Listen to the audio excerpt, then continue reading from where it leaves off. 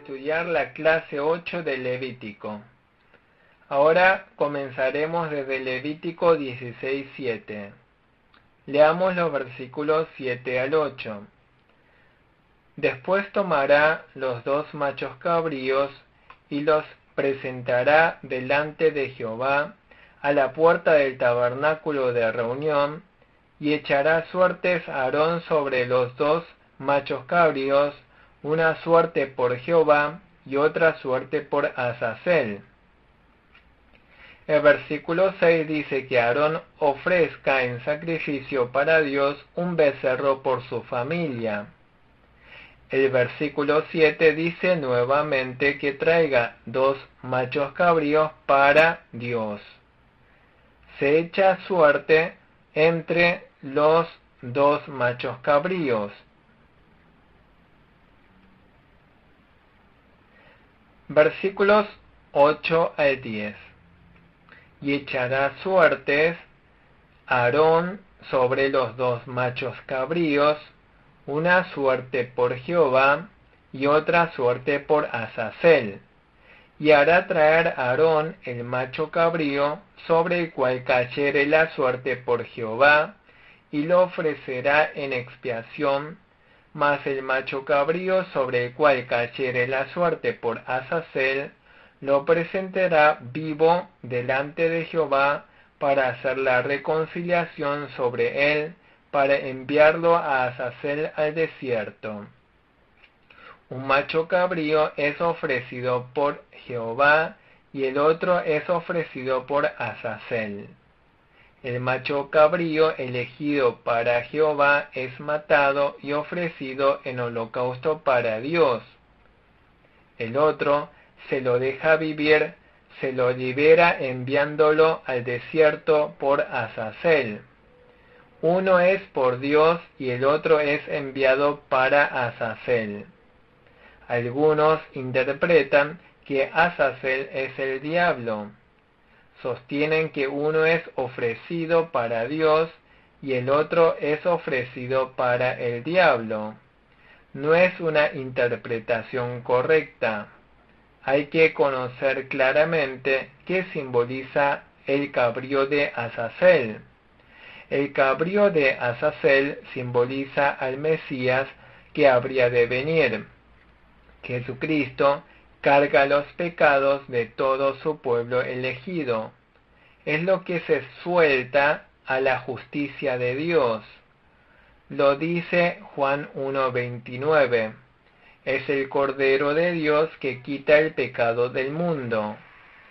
El macho cabrío que se ofrece en holocausto también simboliza a Jesucristo. Hay un macho cabrío que muere por Jehová y otro macho cabrío que vive por Azazel. Los 2 machos cabríos simbolizan a Jesucristo. El Señor Jesús carga todos nuestros pecados y satisface a Dios. Todos nuestros pecados fueron transferidos al Señor Jesús. Por Él llegamos a obtener la libertad y la liberación. El Señor Jesús murió en la cruz como el macho cabrío que muere. Además, el Señor Jesús cumplió completamente con la justicia como el macho cabrío salvado. Por eso el Señor nos ha redimido de nuestros pecados y nos ha reconciliado con Dios. Versículos 11 al 13. Y hará traer a Aarón el becerro que era para expiación suya, y hará la reconciliación por sí y por su casa, y degollará en expiación el becerro que es suyo. Después tomará un incensario lleno de brasas de fuego del altar de delante de Jehová, y sus puños llenos del perfume aromático molido, y lo llevará detrás del velo, y pondrá el perfume sobre el fuego delante de Jehová, y la nube del perfume cubrirá el propiciatorio que está sobre el testimonio, para que no muera. Aarón debía ofrecer un becerro macho por él. El sumo sacerdote también tiene pecado. No hay nadie que no tenga pecado en el mundo. El catolicismo romano sostiene que el Papa no tiene pecado. Están equivocados. El catolicismo romano sostiene que María no tiene pecado. También están equivocados. Todos los seres humanos del mundo tienen pecado. Aarón, el sumo sacerdote de Israel, también debía exponer su pecado primero delante de Dios y recibir el perdón de Dios por sus pecados. Debía entrar hacia Dios llevando el perfume y el fuego. El versículo 12 dice que debía llevar sus puños llenos del perfume aromático molido y entrar al interior del velo. Debía acercarse hasta Dios muy cuidadosamente para evitar la muerte. Así era el culto en el Antiguo Testamento, el sacrificio del Antiguo Testamento. ¿Qué tan solemne es el sacrificio del Nuevo Testamento? El sacrificio se basa en el temor a Dios. El propósito del sacrificio es darle la gloria a Dios. Lo primero no es recibir la gracia en el culto. Es importante que recibamos la gracia, pero el destinatario y propósito de la adoración es Dios. ¿Cómo es el culto que rinden en sus iglesias? ¿Acaso no será que los hombres están subiendo en el lugar de Dios? Debe ser un sacrificio en el que solamente Dios reciba la gloria. Dice que Aarón podría morir si lo hace mal. Los dos hijos de Aarón, Nadab y Abiú, fallecieron. El culto debe ser piadoso y solemne. En el versículo 14 dice que se acerque a Dios llevando sangre de becerro macho. En el versículo 15 el sumo sacerdote se acerca a Dios llevando el pecado del pueblo. El sumo sacerdote, luego de purificarse a sí mismo, se acerca llevando el pecado del pueblo. Se acerca a Dios llevando la sangre del macho cabrío por expiación. La rocía delante de Dios. Esto simboliza la sangre de Jesucristo. Versículo 17. Ningún hombre estará en el tabernáculo de reunión cuando él entre a hacer la expiación en el santuario hasta que él salga y haya hecho la expiación por sí, por su casa y por toda la congregación de Israel. Aarón entra al lugar santísimo y ora a Dios por sus propios pecados, por el pecado de su familia y por el pecado del pueblo. Todos deben esperar hasta que haya finalizado la ceremonia de la expiación. Nadie debe ingresar al lugar santísimo hasta que Aarón haya salido. Ahora Aarón se acercó al altar que está delante de Jehová, rocía alrededor del altar con la sangre del becerro. En el versículo 19 dice que esparcirá sobre el pueblo la sangre con su dedo 7 veces para expiar el pecado del pueblo. Versículo 20. Cuando hubiere acabado de expiar el santuario y el tabernáculo de reunión y el altar, hará traer el macho cabrío vivo. Cuando Aarón hubiere terminado de expiar, hay que traer el macho cabrío vivo. Es el macho cabrío de Azazel. Aarón coloca ambas manos sobre el macho cabrío. ora por todos los pecados de rebelión y demás pecados de injusticia de los israelitas. Confesará sobre la cabeza del macho cabrío todas las iniquidades de los israelitas.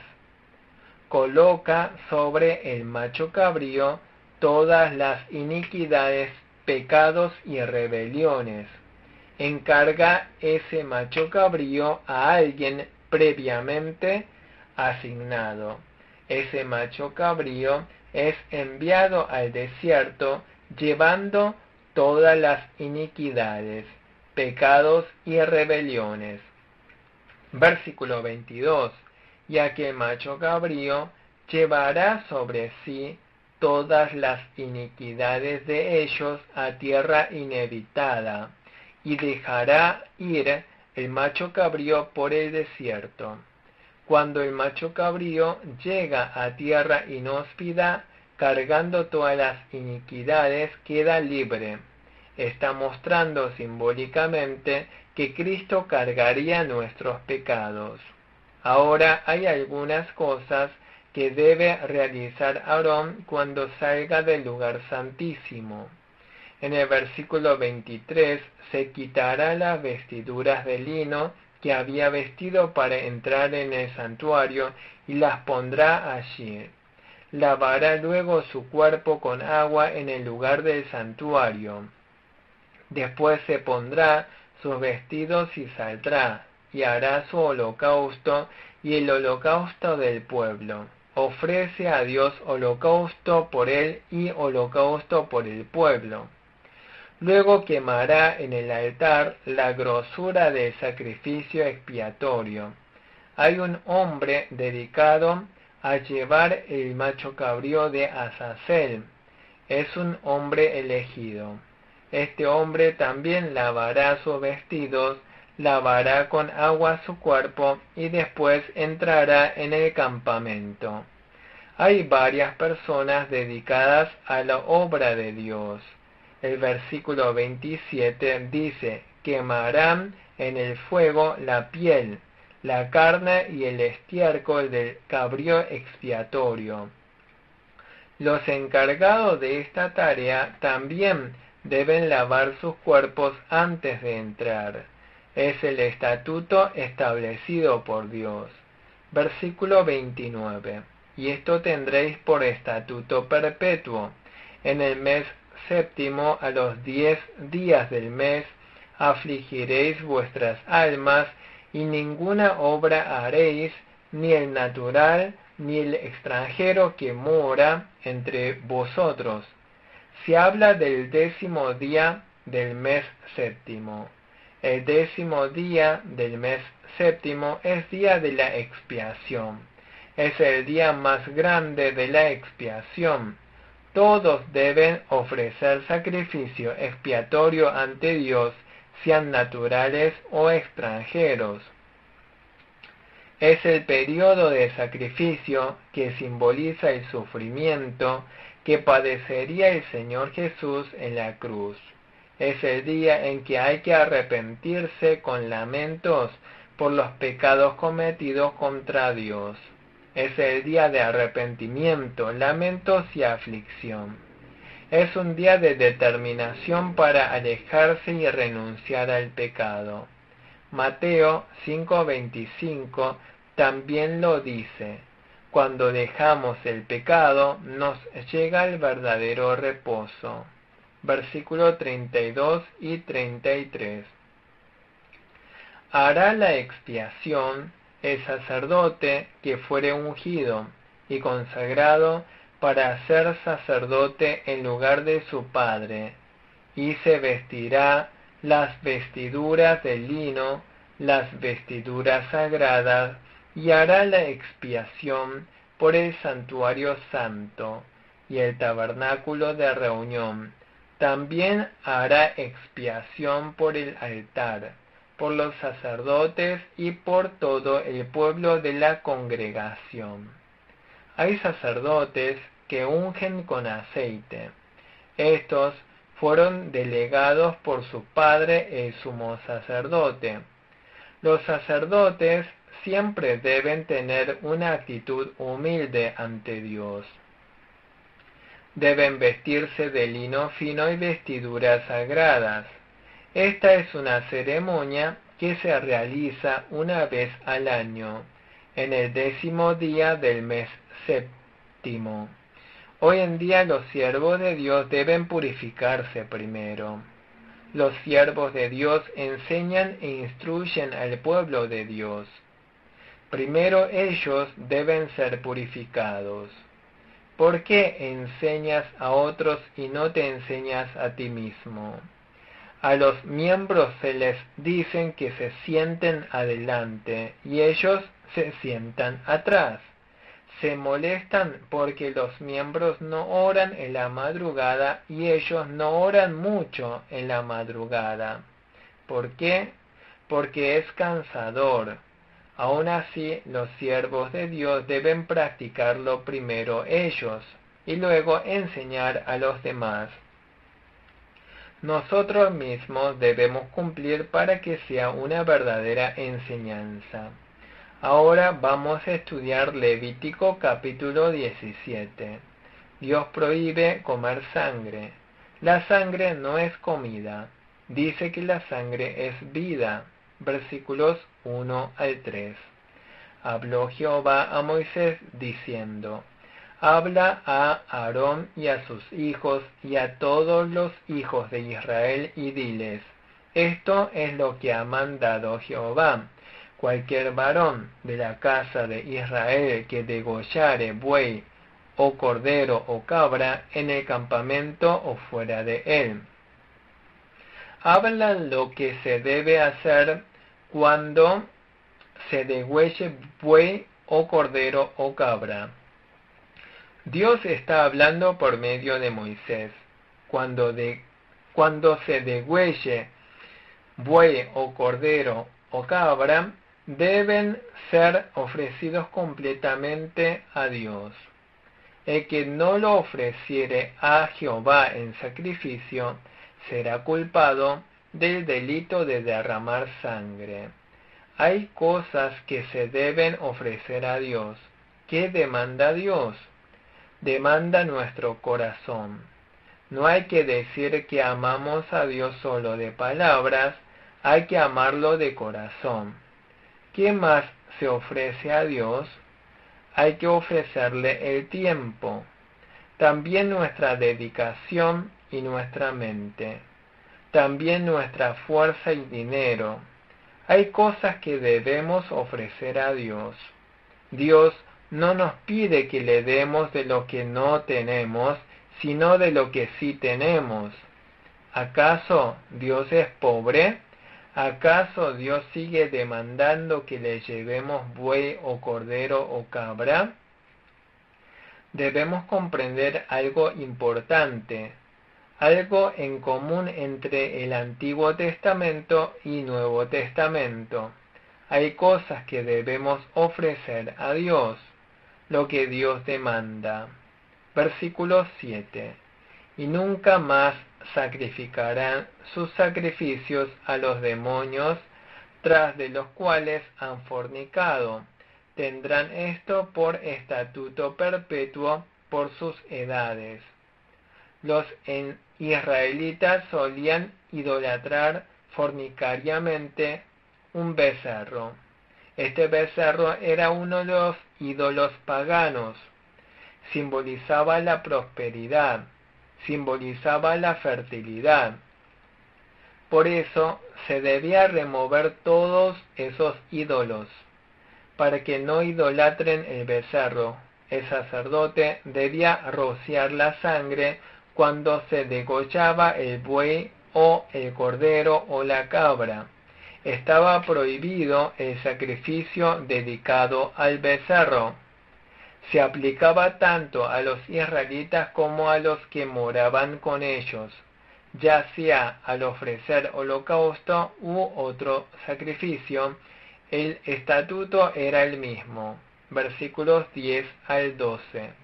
Si cualquier varón de la casa de Israel o de los extranjeros que moran entre ellos comiere alguna sangre, yo pondré mi rostro contra la persona que comiere sangre y la cortaré de entre su pueblo, porque la vida de la carne en la sangre está, y yo os la he dado para hacer expiación sobre el altar por vuestras almas.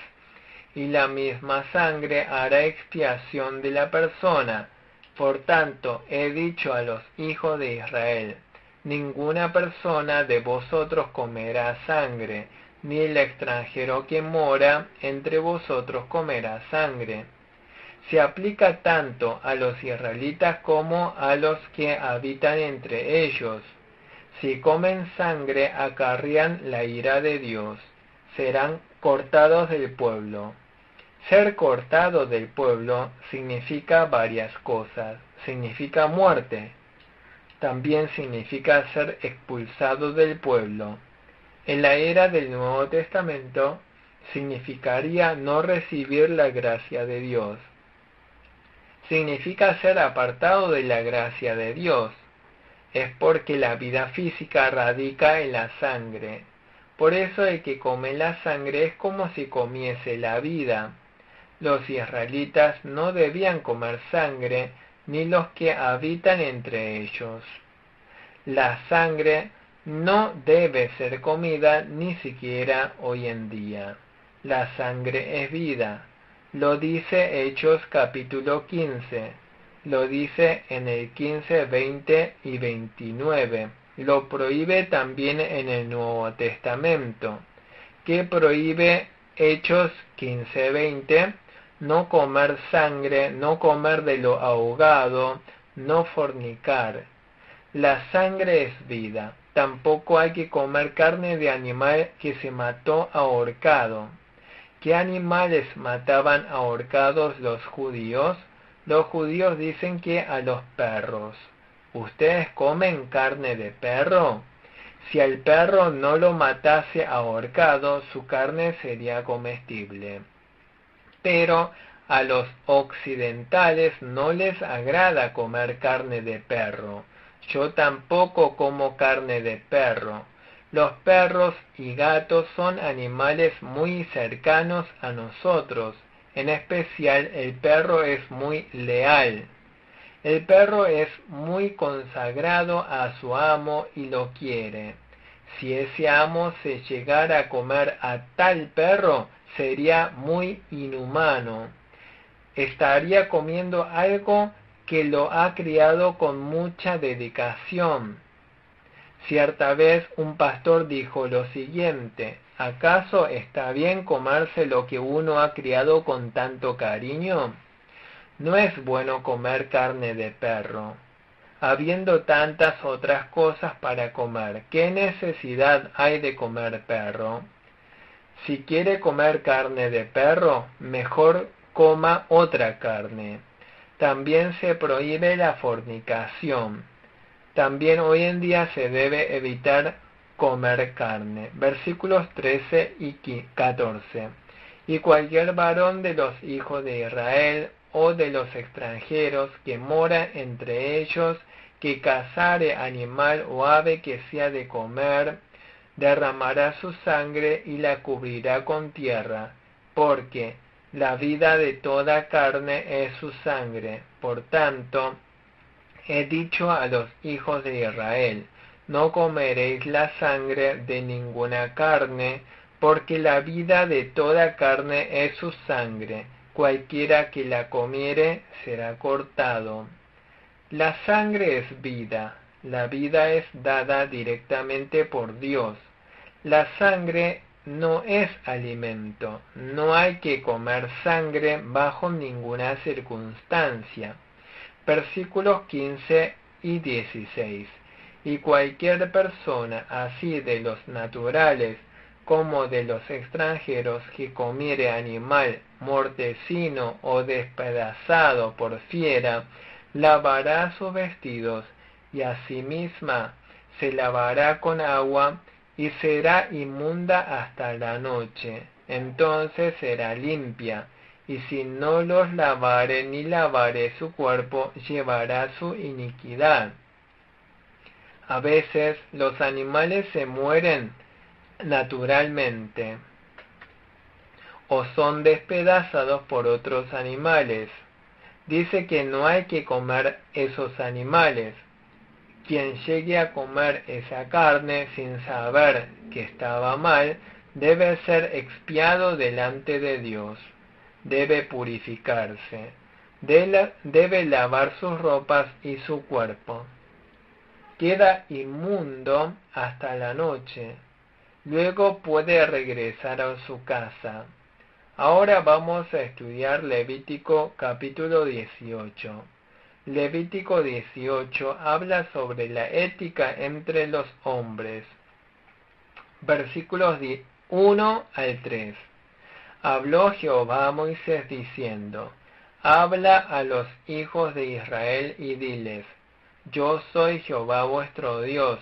No haréis como hacen en la tierra de Egipto, en la cual morasteis, ni haréis como hacen en la tierra de Canaán, a la cual yo os conduzco, ni andaréis en sus estatutos.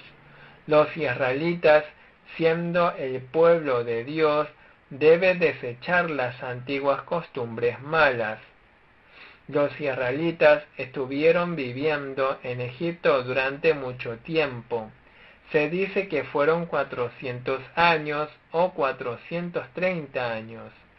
Habitando durante tanto tiempo en esa región, los israelitas adquirieron malas costumbres. Significa que no debemos seguir las costumbres de los mundanos. Significa que hoy en día los creyentes no debemos seguir las malas costumbres mundanas de los incrédulos. El pueblo de Dios debe comportarse como es digno del pueblo de Dios. Versículos 4 y 5. Mis ordenanzas pondréis por obra, y mis estatutos guardaréis andando en ellos. Yo, Jehová vuestro Dios. Por tanto, guardaréis mis estatutos y mis ordenanzas, los cuales, haciendo el hombre, vivirá en ellos. Yo, Jehová. Sigan mis ordenanzas. Nosotros debemos obedecer la palabra escrita de Dios. Debemos cumplir los estatutos de Dios. ¿Cuáles son los estatutos? El culto de miércoles, los cultos de madrugadas, reunión de oración de viernes, no son obligatorios, pero es necesario guardar las buenas tradiciones. Dios demanda esto. Debemos guardar los estatutos y ordenanzas. Dice que los cuales, haciendo el hombre, vivirá en ellos. Hay varios estatutos y ordenanzas establecidos por Dios. El motivo de guardarlos no es para recibir la salvación. Eso sería legalismo. ¿Por qué obedecemos la palabra de Dios? Obedecemos en agradecimiento por el amor de Dios hacia nosotros. Primera de Juan 5:3 lo dice. Si amamos a Dios, sus mandamientos no son gravosos. Si amamos a Dios, sus mandamientos no son para nada pesados. Nosotros amamos a nuestros hijos, por eso les atendemos a sus demandas. ¿Acaso las considera cargas pesadas? Por amor llevamos esas cargas con alegría. Ahora instruye sobre asuntos morales. Versículos 6 al 10. Ningún varón se llegue a parienta próxima alguna para descubrir su desnudez. Yo, Jehová, la desnudez de tu padre o la desnudez de tu madre no descubrirás. Tu madre no descubrirás su desnudez. La desnudez de la mujer de tu padre no descubrirás, es la desnudez de tu padre. No desnude la desnudez de tu hermana, hija de tu padre o hija de tu madre, nacida en casa o nacida fuera, su desnudez no descubrirás. La desnudez de la hija de tu hijo o de la hija de tu hija, su desnudez no descubrirás porque es la desnudez tuya. Aquí hay varias prohibiciones de Dios. En el versículo 6 habla sobre los parientes. Son parientes sanguíneos. Prohíbe contacto sexual con parientes. No se refiere al casamiento, se refiere al adulterio. En el versículo 7 prohíbe ver la desnudez del padre o la madre. En el versículo 8 habla sobre la esposa del padre. Se trata de la concubina del padre. Jacob también tenía concubinas. El primogénito de Jacob, Rubén, fornicó con Bilha, la concubina del padre. Rubén era un hombre grandioso, pero fue expulsado de la gracia de Dios por ese asunto. En el versículo 9 prohíbe ese pecado entre los hermanos en especial los hijos de la madrastra. El padre se casó con otra señora que llega a ser la madrastra. Ella tiene hijos. Advierte contra la fornicación con los hermanastros. También prohíbe la fornicación con los nietos y nietas. En el versículo 11 prohíbe fornicar con la hija de la madrastra. En el versículo 12 prohíbe fornicar con la tía paterna. En el versículo 13 prohíbe fornicar con la tía materna. En el versículo 14 prohíbe fornicar con la esposa del hermano del padre. No hay que cometer tales fornicaciones. También prohíbe la fornicación con la nuera. En el versículo 16 prohíbe fornicar con la esposa del hermano. En el versículo 17 prohíbe tener relaciones con la madre y su hija. No hay que fornicar con las nietas. En el versículo 18 prohíbe casarse con las hermanas de la esposa cuando ésta está viva. Se generan celos. Esto es demandado por Dios también para nosotros en la actualidad. Dios está hablando temas éticos y morales. Enfatiza la vida santa del pueblo de Dios. Versículo 19. Y no llegarás a la mujer para descubrir su desnudez mientras esté en su impureza menstrual. Prohíbe acercarse a la mujer durante su menstruación. Prohíbe acostarse con la mujer del prójimo. En el versículo 21 prohíbe ofrecer a los hijos como sacrificio a los ídolos. En el versículo 22 se prohíbe la homosexualidad. En el versículo 23 se prohíbe tener relaciones sexuales con animales. También en la antigüedad había estos pecados. Mediante estos pecados inmundos se ensucia el nombre de Dios y se contamina la tierra. Versículos 25 y 26. La tierra fue contaminada, y yo visité su maldad sobre ella, y la tierra vomitó sus moradores. Guardad, pues, vosotros mis estatutos y mis ordenanzas, y no hagáis ninguna de estas abominaciones, ni el natural, ni el extranjero, que mora entre vosotros. Cometiendo estas inmundicias, se provoca la ira de Dios. Además, la tierra vomitará a sus habitantes. La tierra no lo soportará y vomitará a sus habitantes. ¿Quiénes cometieron mucho de estos pecados? Justamente los cananeos. Canaán es la tierra que Dios prometió dar a los israelitas. Los cananeos cometieron muchos de esos pecados. Los cananeos cometieron mucha idolatría y estaban sexualmente depravados. Practicaban mucho la homosexualidad. También tenían relaciones sexuales con animales y muchos pecados inmundos.